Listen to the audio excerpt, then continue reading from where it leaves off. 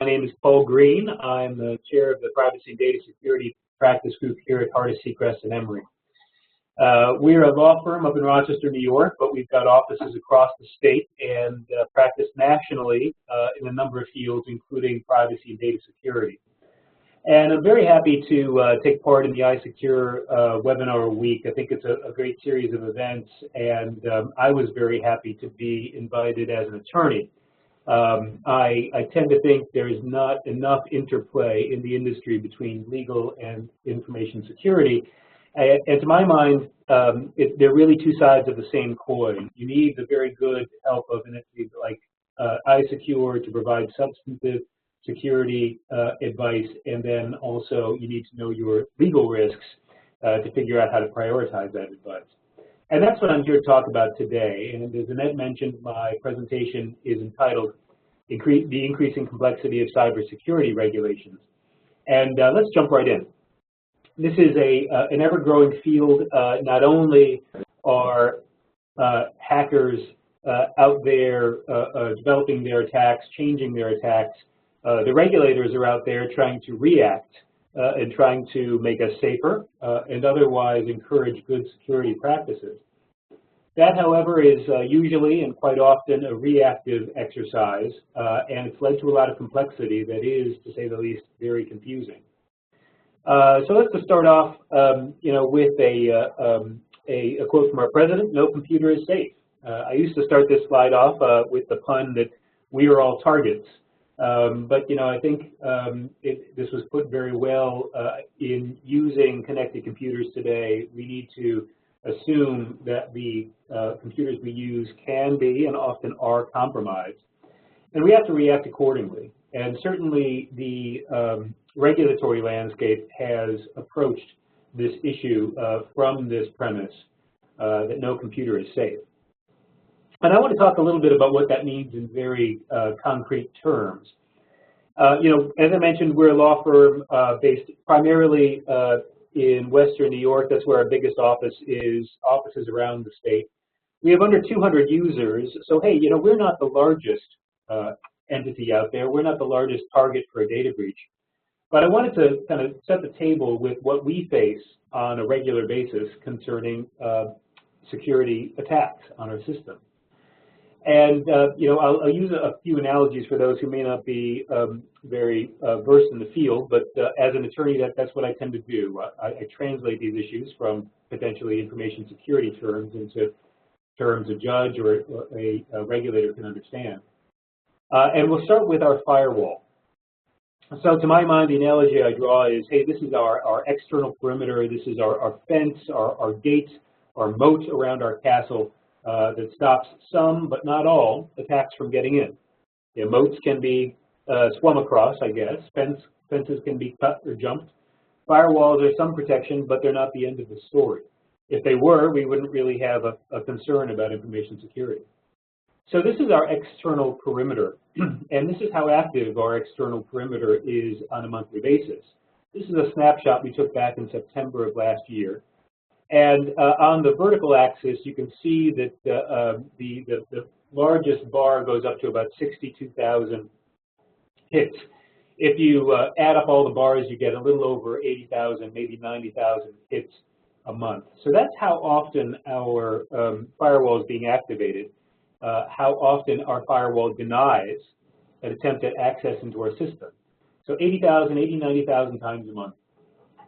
It's certainly an active firewall for an entity of our size. Now, the individual boxes, all those colored boxes, show the geographic distribution of these attacks. But the one thing I can tell you from this chart is geography is irrelevant. Hackers, as many on the call may know, are clever. They can quite often cover their tracks and use proxies to make it appear that they come from someplace where they are not. You see that largest bar, that's other. We list there the top 50 geographic hits for firewall denies, and the biggest one is all other countries outside of the top 49. So it tends to show that bad guys are using proxies to cover their paths, cover the tracks.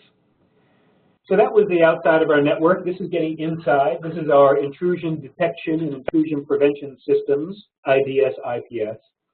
If this is inside the perimeter, inside that external fence. This is a cop on the beat maybe, or a security guard, walking the halls of a museum at night, testing locks and making sure nobody is inside when they shouldn't be.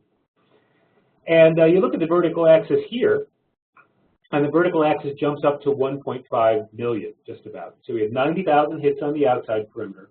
Inside, this system is being activated and throwing off an alert 1.5 million times per month. Now, those are alerts. Not every alert is a bad guy. Not every alert is malicious. But that's certainly an active system. And the one interesting issue that I found, I've been using this form of slide for a number of years. And when I used it for the first time a few years ago, the vertical axis went up to 14,000. So in a matter of a few years, it went from 14,000 to 1.5 million. Now, the security professionals I talked to say that arises from a couple issues. One being, hey, there are more attacks out there. There are more bad actors, more malicious traffic inside a system. But also, our IDS, IPS systems are getting more attuned, getting more sensitive. So they're able to find things they weren't able to find before and throwing off alerts. Well, I mentioned not everything on every alert on this chart could be malicious, but let's keep this chart in mind as we talk about some of the regulatory schemes out there. Many of us on the call, and maybe all of us soon, will have to have systems in place to sort through this background noise of 1.5 million alerts per month to figure out what's material, what's potentially reportable, what's a real risk to our systems. So that kind of sets the table to let you know what a mid-sized law firm in the Northeast faces. Smaller organizations can have the same risk. Larger organizations can have more, but that's certainly what we face on a regular basis. So that's a little bit about the magnitude of the risk. Let's talk about flavor or types of risks that are out there. We talk about hackers, and certainly a lot of the older breaches out there were typical hacking as we understand it. That's really not the case anymore. Hackers are creative. Hackers and bad guys are lazy. They are looking for the path of least resistance, and that path of least resistance is often you or me. So hence the title of this slide, Why Hack When You Can Ask for the Data? Many of you probably saw this alert or heard about it last year from 2016. This was reported in Accounting Today, at least this quote I took from that publication. The IRS issued an alert about an attack where bad guys would spoof the emails of a higher company executive from the CEO or CFO, for example, send that email to the human resource person and ask for employee information. It usually took the form of an email asking for all of the W-2s for our employees, or a chart showing all of the employment information, payroll information sometimes, including SSN. And what happened? Well, the email was sent, and many, many organizations, large and small, sent out the information. Now, why is that? It's interesting. The IRS called this a new phishing scheme. This wasn't a new phishing scheme. This was a new version of an old scheme, a very old scheme that's been around for a few years. The scheme that's been around is generally called CEO fraud, and it takes the form of a spoofed email with the CEO asking for a wire transfer, or a CFO, or some other high executive. And we saw regularly large organizations and small organizations send out wire transfers, sometimes to the tune of $1 million or more, based on this email alone. Well, that was a hacker being lazy, being clever, and looking for the path of least resistance and getting money for it.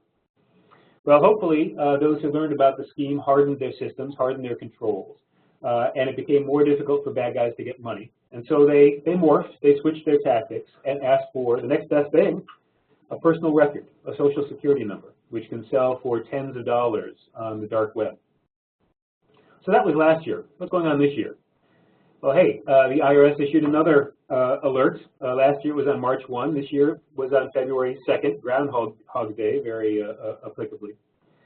And they noted that this scheme is evolving. Initially, the scheme was targeted at larger employers and some small employers, but places where bad guys thought the scam would be successful or where there was good upside for them. Now they've branched out. Entrepreneurial, as always, the bad guys have branched out and started targeting schools. That's a great target. Lots of employees, lots of personal information. Restaurants, same issue. Hospitals, tribal groups, casinos, and others. And you know, what's interesting here is that this is just the same kind of attack we saw last year, and that entities are falling for it. The IRS is also seeing this attack coupled with requests for wire transfers, which used to which had previously been less and less effective. But if you fall for one scheme, believe you me, the bad guys are likely to try a second scheme with you, and they'll keep coming back to that proverbial well until it runs dry. So they're seeing both kinds of attacks this year. Why hack when you can find credentials online? U.S. Bancorp, one of the largest commercial banks in the country, a cybersecurity budget in the millions, inadvertently posted a link to its payroll system and one element of the sign-on credentials online. Why did they do this? Not because they were ill-advised, potentially they were ill-advised, not because they were stupid, but because they wanted to make it easier for their employees to gain access to employee information. They wanted to be helpful. Well, all the bad guys needed were the emails of the employees. That was pretty easy to find, as well as a password, which they brute forced. And they got in and stole employee-related information. This was last year in that spring tax, well, right after the spring tax season. So even large entities are falling victim to putting credentials online. And believe you, one should really believe that the bad guys are out there looking for these kinds of opportunities. Ransomware, that was certainly the big story of 2016. And you know, it's important for a number of issues. Many of us may have been hit. Many of us may have paid the ransom. Here's an instance where the victim paid the ransom, $17,000, which was very high. But the real story here, this was Hollywood Presbyterian Hospital. Their systems were down for 10 days. They were back to taking patient records with pen and paper. They couldn't do MRIs for 10 days because of the effect on their systems. It also took them a number of days to get their systems back online, which is quite often the case with a complicated system following a ransomware attack. So the real issue here is not just the money you'd have to pay. $17,000, not much for a hospital. But 10 days without your computer system, that's a huge effect. And then, of course, you may not be the only target. If they can't lock down your system and get money, if they can't get your data, then they may just want to use your system for denial of service attack. There was that large-scale DNS attack from the Internet of Things back in October of last year. To host malware, send out phishing emails. You know, we're in the professional services arena. We are a prime target for this kind of attack because a client is more likely to open a email from a trusted advisor than one from a Nigerian prince. Bad guys can be looking to use your system as part of their attack vector. So that's the background generally. Let's talk about the meat of the issue I wanted to deal with today, and that's the complexity of cybersecurity regulation. And here are some of the broader issues that we're going to address. The first is, are these regulations reactive or proactive? Well, generally, they're all reactive. We only know about cyber threats as they occur. It's the very definition of a zero-day attack is one that wasn't previously known about. So although the various schemes try and be flexible in what they address, they are almost universally reactive in scope, which can have its downside because you can't be ahead of the curve, can't be ahead of the bad guys if you're merely reactive.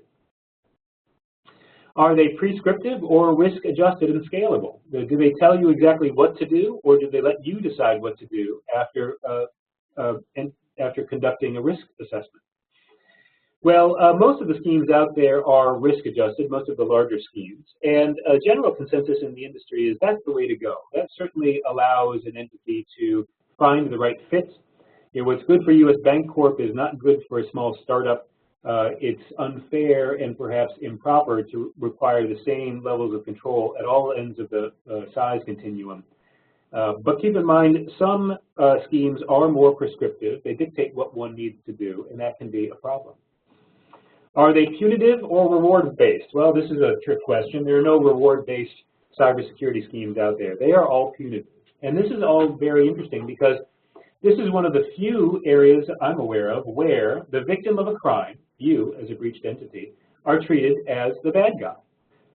Keep in mind, when Target or Home Depot were breached, no one really came out and said, "Oh, poor Home Depot or poor Target." They did everything they could, but they still suffered a breach, and they did quite a lot. Those two entities.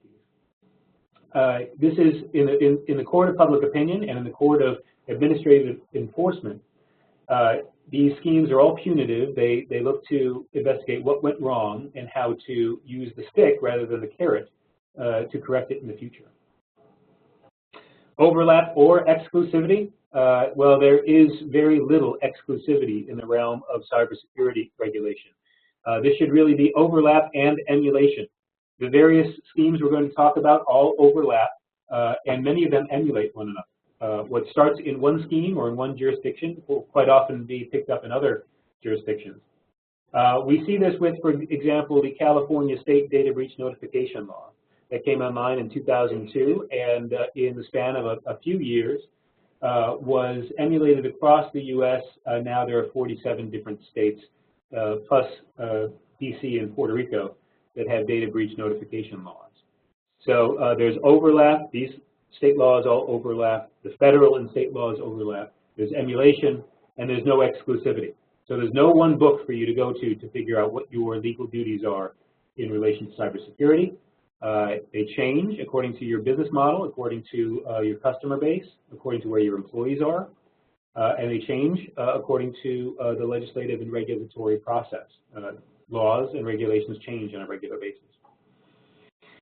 Instant obsolescence. Once you put one of these things on the books and tell the bad guys what you're going to require folks to do, doesn't that render these schemes obsolete? Maybe. Certainly, the bad guys are innovative and creative, and these protective schemes certainly are a backstop, maybe a minimum, a floor that entities should enact, but they certainly aren't on the cutting edge of the risks that are out there. And then, of course, there are the realities of the legislative and regulatory process. This is a political process. We'll talk a little bit about the new Department of Financial Services regulations in New York. That's a political football or a political flag that New York wanted to stake out in the field.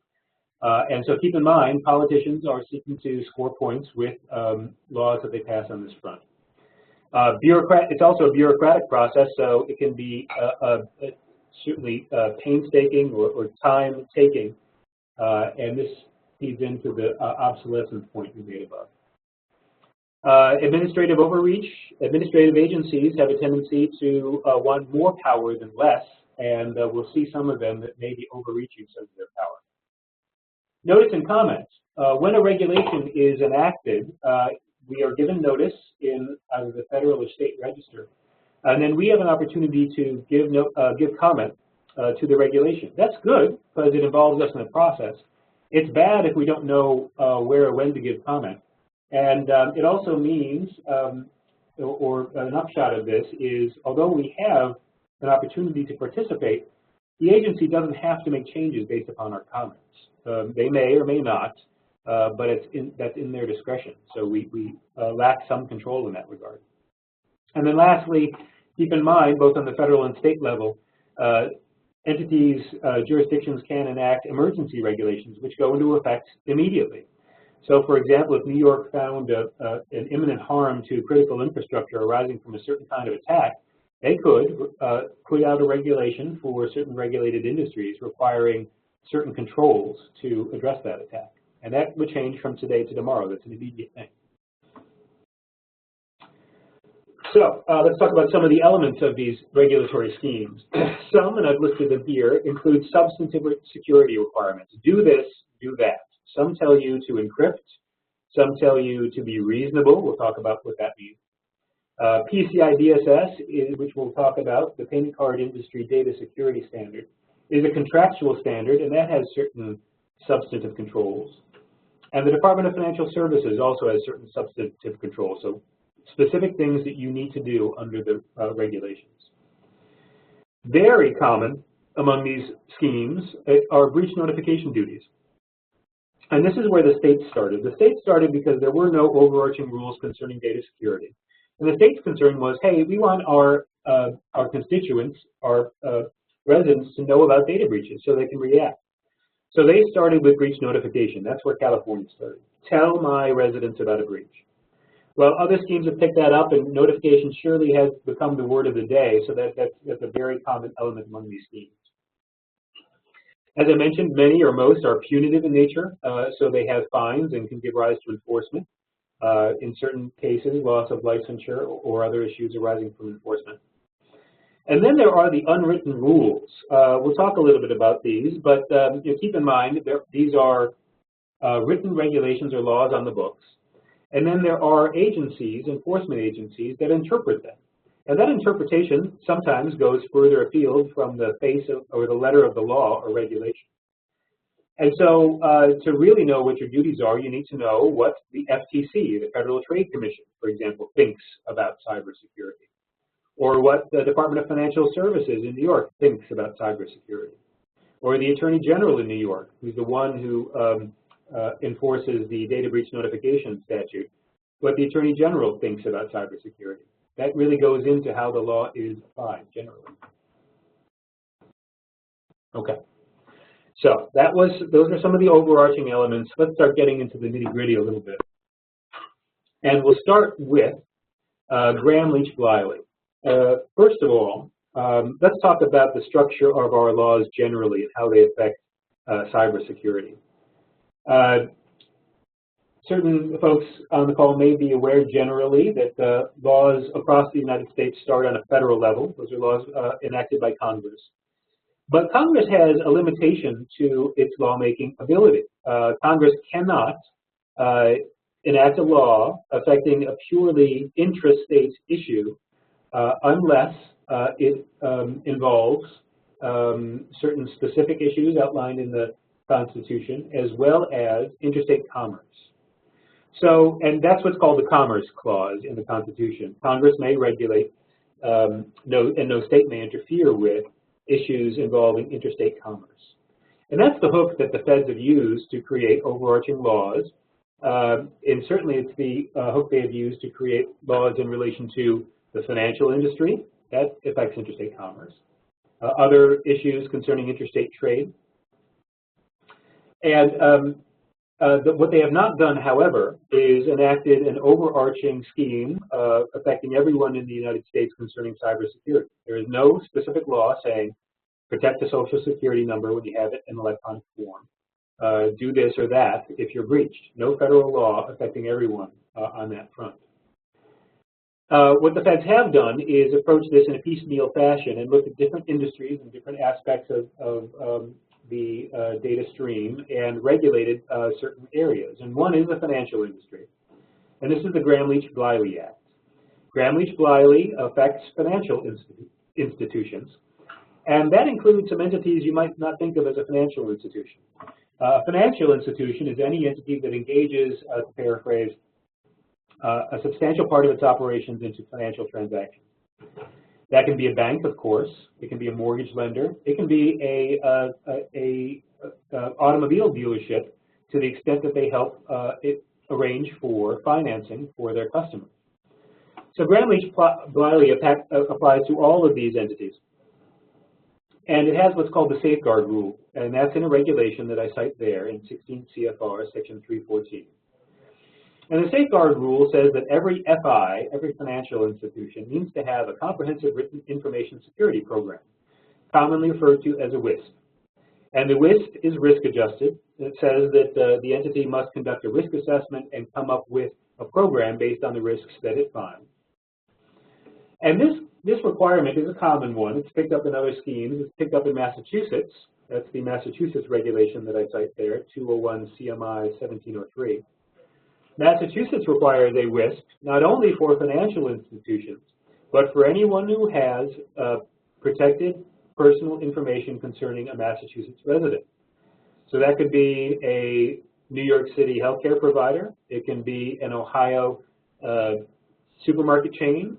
You name it. It can be all manner of entity that happens to have information concerning a Massachusetts resident.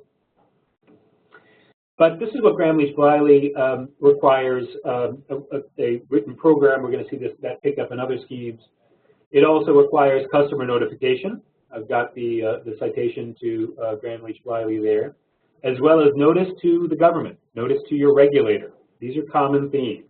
Let the breached individual know, and let the government know about your breach. So that's a good overview of GrammL Bliley. There are more detailed requirements in the regulations, but this helps set the table for some of the other schemes that we'll see. Now, on the federal level, there's also the Federal Trade Commission. And let's talk about what the FTC does. The FTC regulates trade generally and protects us as consumers against unfair and deceptive business practices. And we're familiar with this generally. This is unfair or deceptive advertising, bait and switch advertising. The FTC is very active in the advertising realm. It's product claims. Claims that a product does a certain thing or contains a certain thing. We've seen enforcement actions in the headlines concerning that. Well, the FTC gave some thought to cybersecurity and concluded that under its authority to regulate unfair and deceptive business practices, it had the ability to investigate and enforce against improper or insufficient cybersecurity efforts by commercial entities in the country.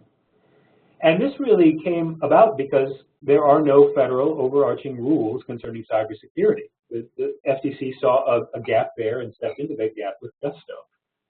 And they've taken a very aggressive stance concerning cybersecurity issues, regulating not only consumer data. You know, we all know that the FTC is out there protecting consumers, but also how a company deals with employee data. There have been enforcement actions concerning disposal and treatment of employee data. And the FTC has applied the same standard, what's unfair, what's deceptive in this regard. Now keep in mind there are no regulations for what the FTC does in this regard. They base their entire power on these two quoted sections that I have here for you, which is Section 5 of the FTC Act, located at 15 U.S.C. Section 45. And it really says nothing more than unfair, deceptive acts and practices are unlawful. And that the FTC has the ability to prevent the use of unfair, deceptive business practices. Well, how that relates to the cybersecurity is a question that was posed to the FTC, and we'll see what their answer was. But let's ask the question first, what do they expect you to do?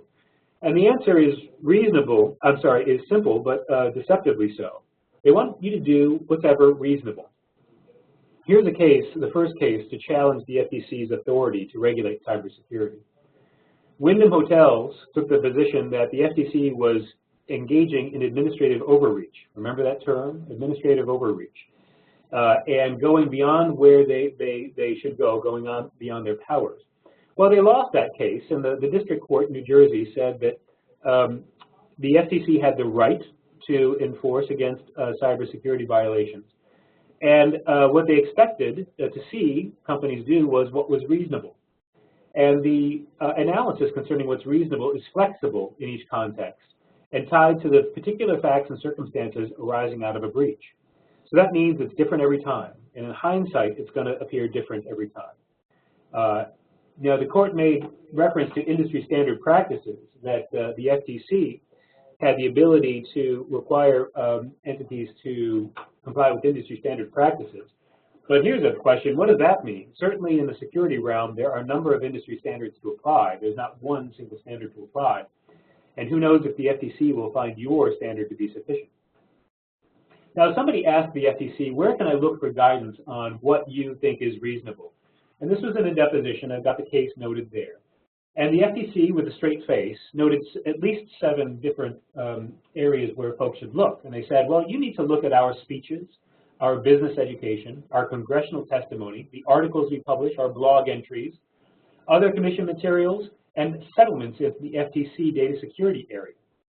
Well, working backwards, there are over 60 separate settlements in the data security area. And as the court noted in Wyndham, each one is unique. Every breach is unique. The facts and circumstances are unique. It's hard to extrapolate from those settlements exactly what one needs to do. in my position as a data breach lawyer, it is a very open question what the FTC expects you to do by way of reasonable conduct, and it takes a lot of introspection and analysis to come up with a defensible plan in that regard. The FTC generally covers all for-profit entities that are consumer-facing and have employees, some non-for-profits, but that's its general scope. That includes healthcare entities.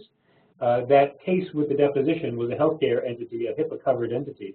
We'll talk about HIPAA in a moment, that faced FTC enforcement. So what's next in relation to the FTC? Well, up until November of last year, we expected more FTC enforcement, but that could change with the new administration.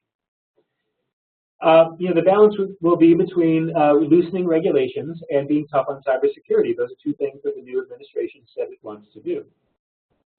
But keep in mind, the FTC has no regulation. So this is a very unique opportunity for the government generally. It could step up enforcement without putting a single new regulation on the books, get more money, gain more political capital, be in more headlines without any new regulations.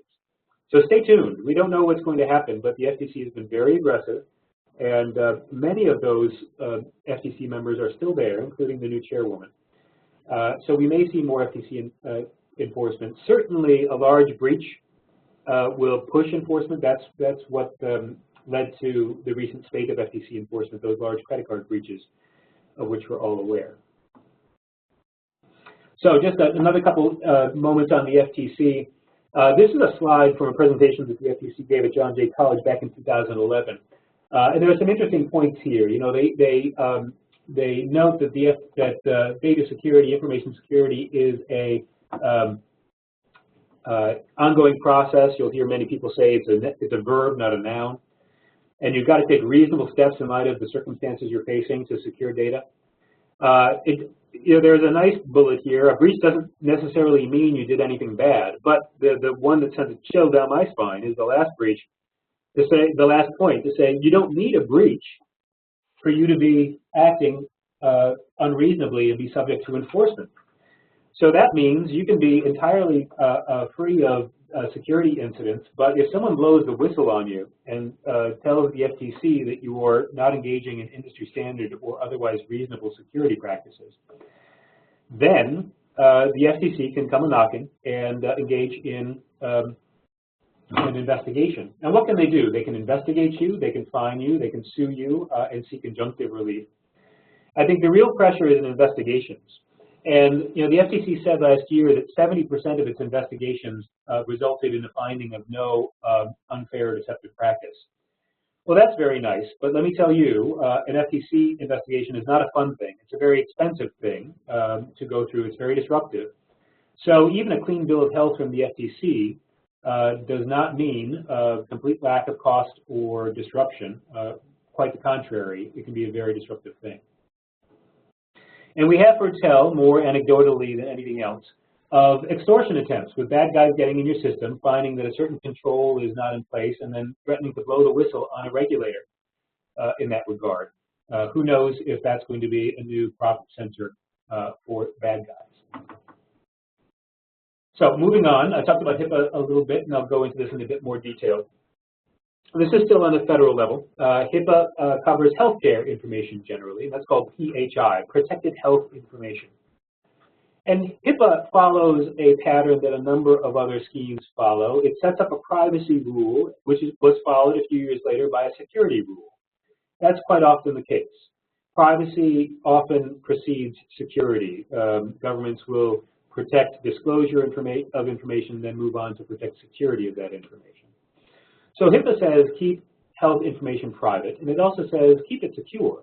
And to keep it secure, you must create a certain set of minimum safeguards and that contain administrative, physical, and technical controls to protect what's called ePHI, or Electronic Protected Health Information. Now, who's covered by HIPAA? It's not information specific, it's entity specific. Healthcare providers, health plans, and clearinghouses are the covered entities, capital C, capital E, covered by HIPAA. And they're the ones who have to comply with its rules.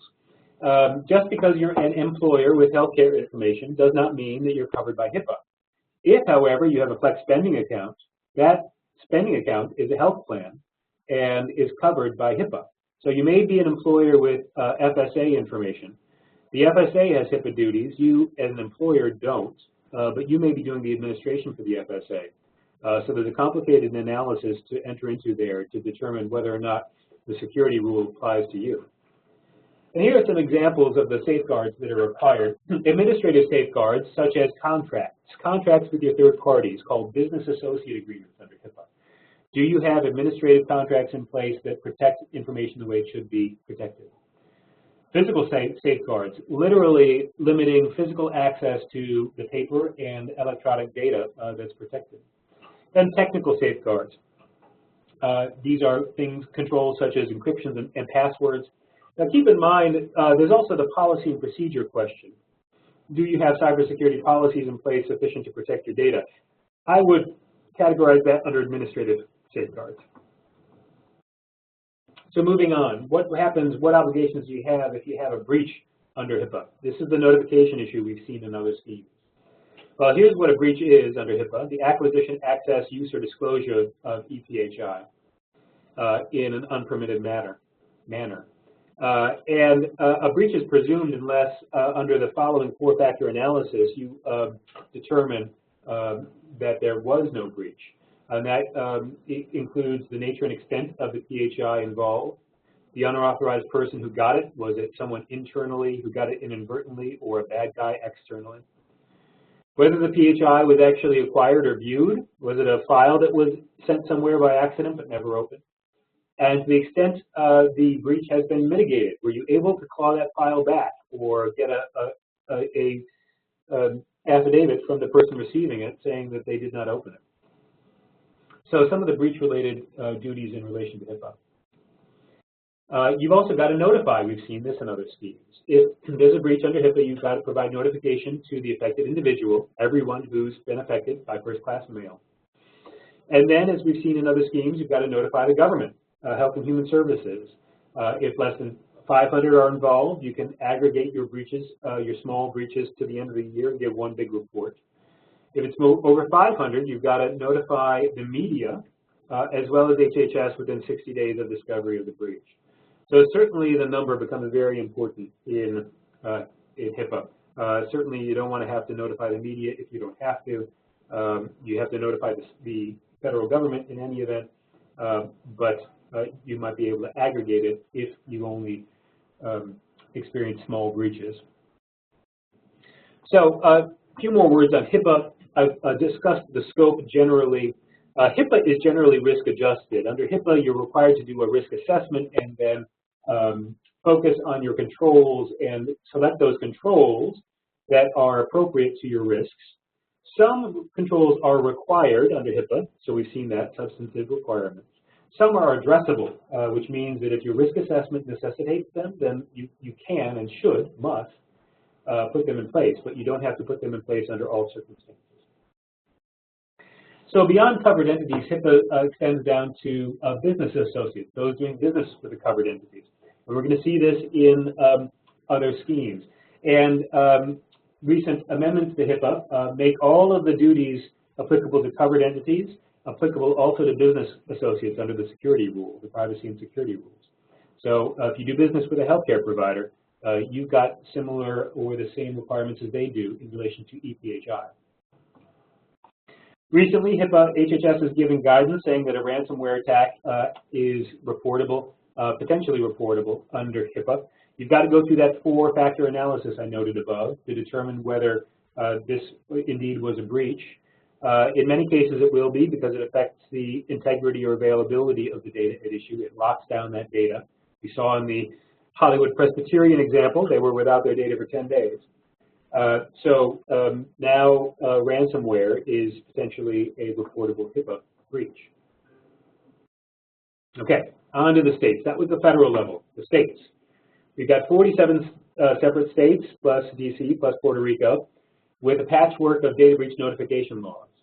So what does that mean for you? If you have employees, customers, do business in, have employees or customers from or do business in more than one state, you have to consider the rules of the other states. Now, some states stop their enforcement at their boundaries. Others reach beyond their boundaries. But you can't just end the analysis because you're a New York bank. You have to look at where your account holders are from. Just because you're a New York business, Pennsylvania may apply, Florida, California may apply. It's a detailed analysis to go through. They overlap. Many are similar. More are different. They have different standards. Some standards are conflicting. So, for example, on the issue of notification, you can't use one form across all states. Massachusetts is notorious in this regard. They have specific requirements. And if you have a multi-state breach, often there's a Massachusetts form letter and a form for the other states that are involved. The states do require notice. I've discussed why. And changes occur all the time. Nebraska, who cares about Nebraska? We may have callers or participants from Nebraska, those who do business there. But even if we don't, the changes that happen in other areas have effects in areas near and dear to our hearts.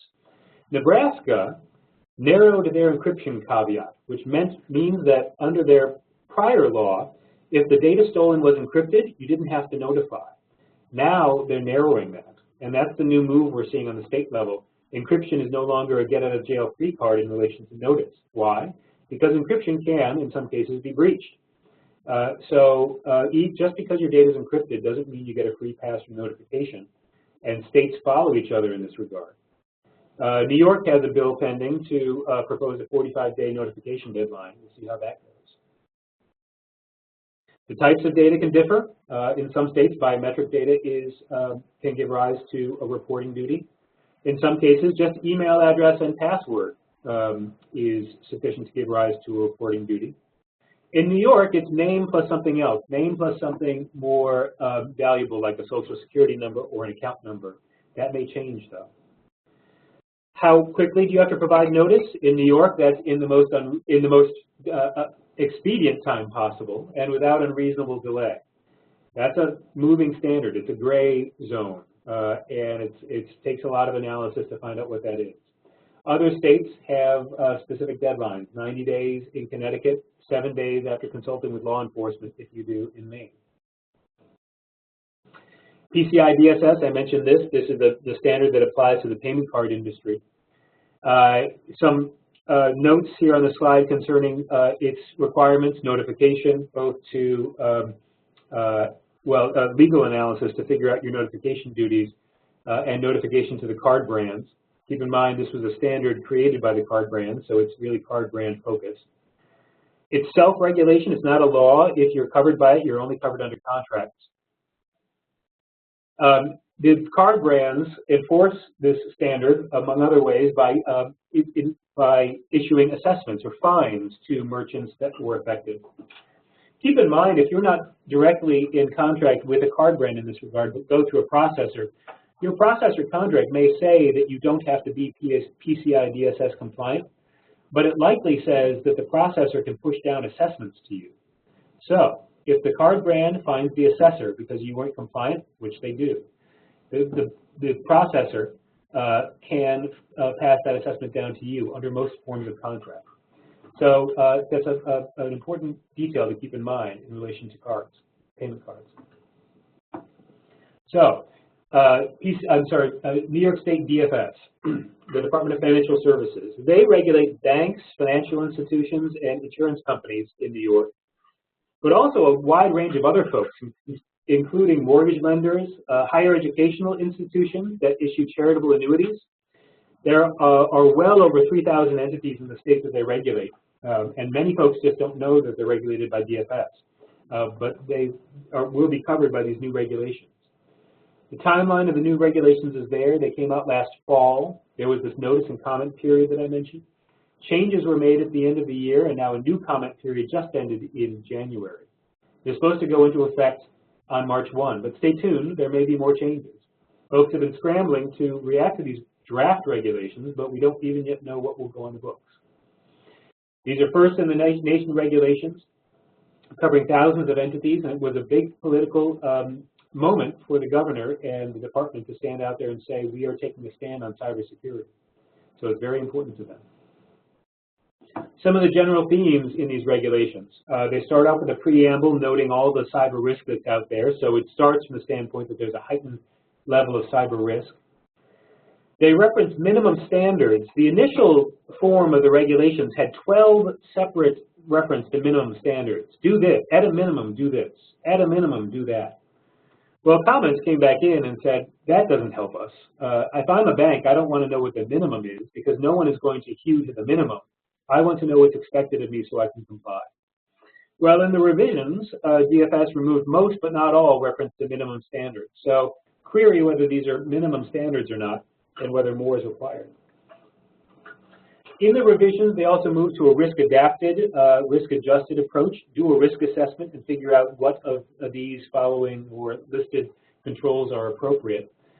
But DFS wants entities to address these issues in a robust fashion. So you can't just take the least sufficient option. You've got to look at what's robust and what you think is reasonable under the circumstances. The regulations create duties for management and the board. This is a new theme that we're seeing. Regulators and plaintiffs' attorneys certainly are looking at boards and senior management for what they're doing in relation to cybersecurity. And lastly, DFS wants us all to move swiftly and urgently in relation to these threats. So in the last few minutes, I'll go through some of the substance of these regulations. Covered entity, who's covered, I've already discussed that. Thousands of entities in the state, including some that didn't know they were covered. Really, anyone who's got any kind of license or permit from the Department of Financial Services.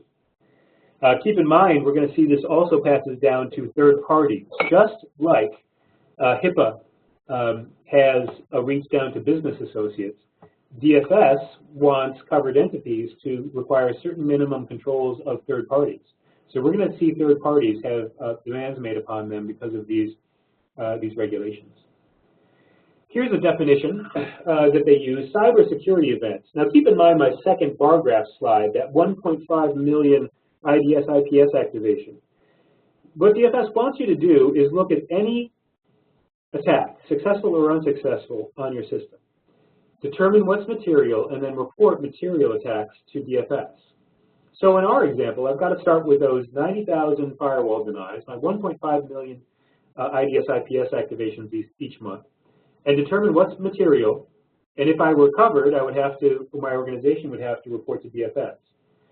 That's a huge, huge undertaking, and the industry is still trying to figure out how best to address that. We'll see this a little more when I talk about notice in a second. Another information issue or definitional issue is information system. The regulations focus on your information system as a whole. That includes cloud-based storage, industrial process controls you may have, your telephone, your HVAC. Why? Well, that was the target breach. The bad guys got into HVAC. So they're interested in a bank that has its own HVAC controls because they want to know, can those HVAC controls be used to get into the wider system? So it's certainly taking a holistic view on what constitutes a protected network. What do the regulations require? Well, they require a cybersecurity program. Is this the same as a WISP under Massachusetts law and federal law? Well, who knows? Being New York, they had to use a different term, and they used a different term. There's a lot of overlap between a cybersecurity program and a WISP, but it's not complete, and it's a difficult analysis to determine whether you need separate programs or whether you can have a crosswalk between one program and another.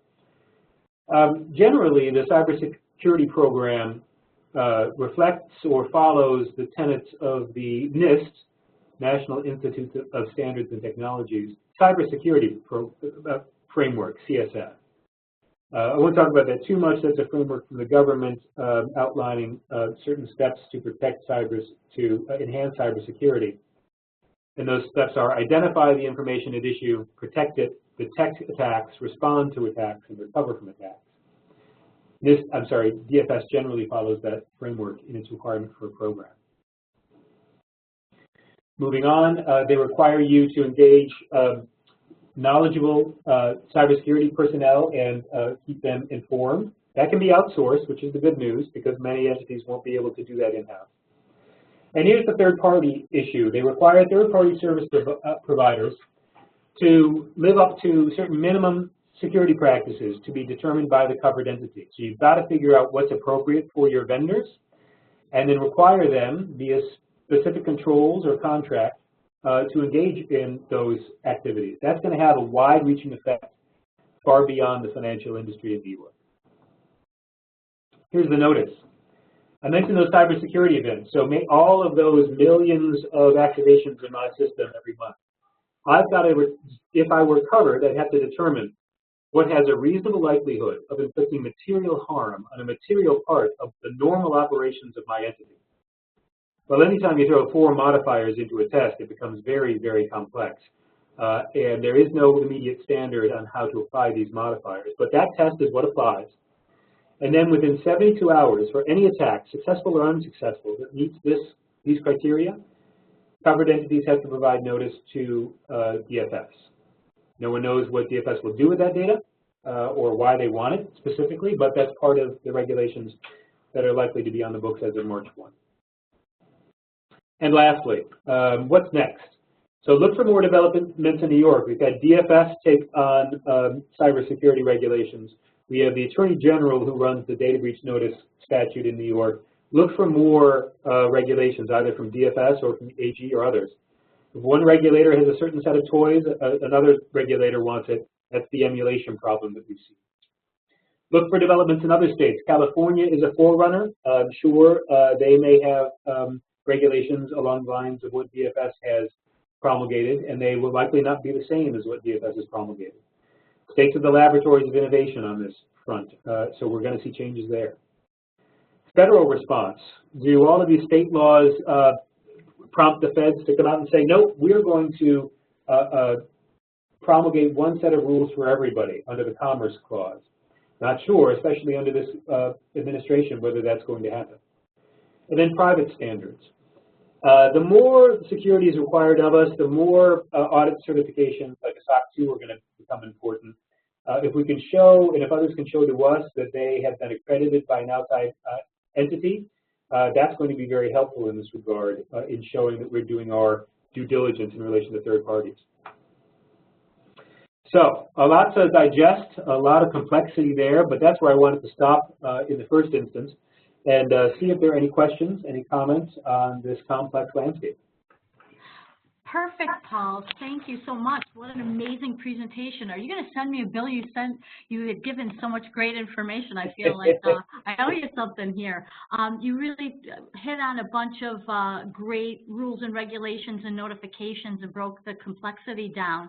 Really appreciate that. And while we wait for some questions here, we don't have any at the moment, but everyone please feel free to type in any questions you may have in the chat box. In the meantime, I just wanted to mention a few housekeeping items.